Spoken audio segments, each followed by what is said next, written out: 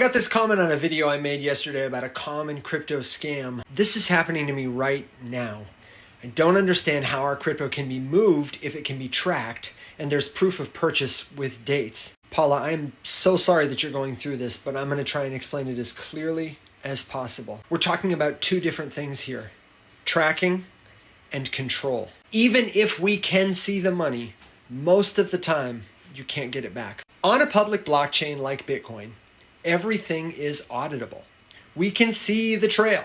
We can see the time of your transaction. We can see the amount. We can see wallet addresses involved. And in one sense, the different node operators whose computers give life to the Bitcoin network because they do the work of actually processing transactions and broadcasting them to the other nodes and updating the ledger we share, they're like branches of a bank.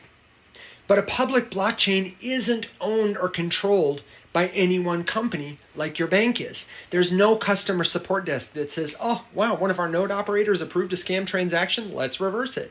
And it's not necessarily the node operator's fault that they approve a bad transaction.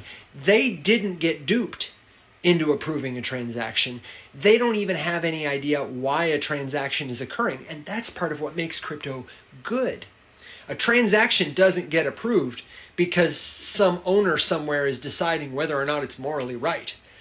It gets approved because it's cryptographically valid. Remember, the crypto in cryptocurrency stands for cryptography. The same way that you might have a key to the mailbox at your apartment that makes it so only you can send or receive mail.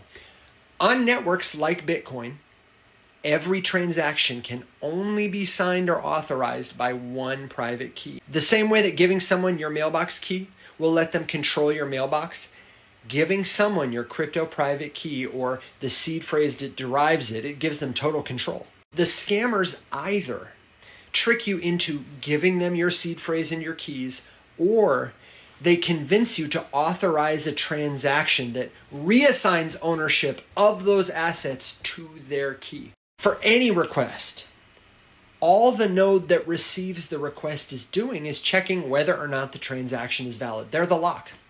Only the right key opens the lock. I don't care who's holding the key, if you're gay, straight, black, white, Democrat, or Republican, if you want to use this for good purposes or bad purposes, that's not what it's asking. It's just asking, is this the right key for this lock?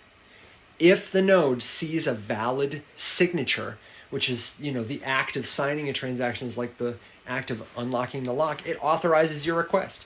It broadcasts it to the rest of the network. And if all those computers